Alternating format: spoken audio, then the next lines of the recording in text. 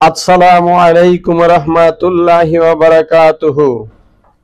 কাছের ও দূরের, দেশ ও বিদেশের সম্মানিত মুসলিম নরনারী, মহান আল্লাহ তাআলা পবিত্র কুরআনের বিভিন্ন আয়াতে অসংখ্যবার জিকিরের তাগিদ দিয়েছেন। নবী পাক সাল্লাল্লাহু আলাইহি ওয়াসাল্লাম এই জিকিরকে সর্বাধিক গুরুত্ব দিয়ে আমাদেরকে শিক্ষা দিয়েছেন। মহান আল্লাহ তাআলার স্মরণ আমাদের সবসময় থাকতে হবে, মহান আল্লাহ তাআলাকে আমাদের স্মরণ করতে হবে। সকাল সন্ধ্যায় জিকির করার নির্দেশ দিয়েছেন এবং এই জিকিরের ফজিলত অনেক।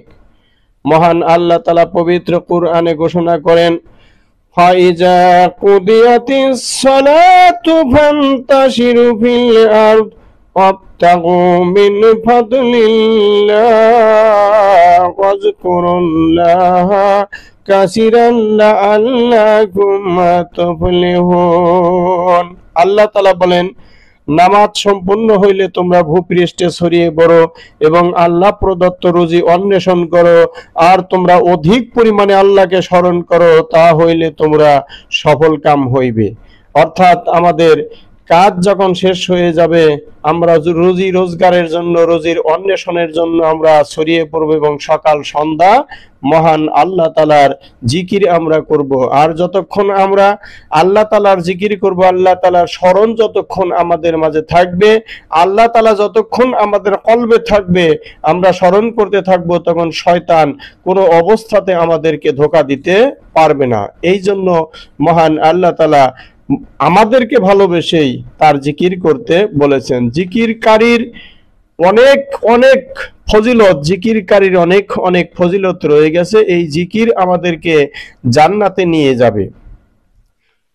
আল হাদিস, রাসূলুল্লাহ সাল্লাল্লাহু আলাইহি ওয়াসাল্লাম হাদিস শরীফে বলেন, লা ইয়াকুদু কওমু ইয়াজকুরুনাল্লাহা তাআলা ইল্লা হাফাতহুমুল মালায়েকা ওয়া গাশিয়াতহুমুর রাহমা ওয়া নাযালাত আলাইহিমুস সাকিনা ওয়া যাকারাহুমুল্লাহু ফীমান ইনদা। যখন কোন সম্প্রদায় বসে বসে আল্লাহ তাআলার জিকির করতে থাকে, তখন রহমতের ফেরেশতাগণ তাদেরকে ঘিরে রাখে, আর সেখানে মহান আল্লাহ তাআলার রহমত দিয়ে তাদেরকে ঢেকে রাখা হয়। তাদের উপর শান্তি বর্ষিত হতে থাকে এবং মহান আল্লাহ তাআলা তার নিকটবর্তী ফেরেশতাদের সঙ্গে ওই জিকিরকারীদের সম্পর্কে আলোচনা করতে থাকেন।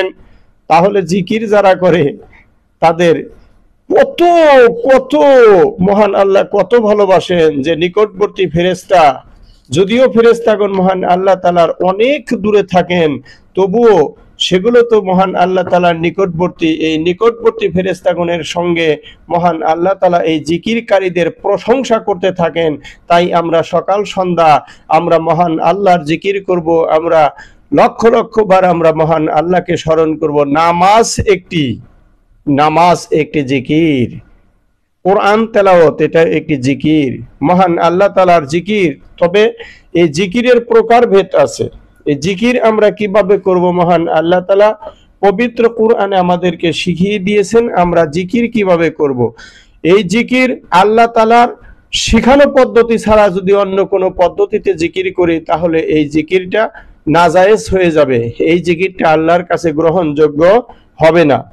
আল্লাহ তাআলা পবিত্র কুরআনে সূরাতুল আরাফের 205 নং আয়াতে আল্লাহ তাআলা ওয়াজ করেন, ওয়াজকুর রাব্বাকা ফি নাফসিকা তাদাররুআও আখিফাতাও ওয়া দুনাল জাহরি মিনাল কাওলি বিল গুদুই ওয়াল আসাল ওয়ালা তাকুম মিনাল গাফিলিন।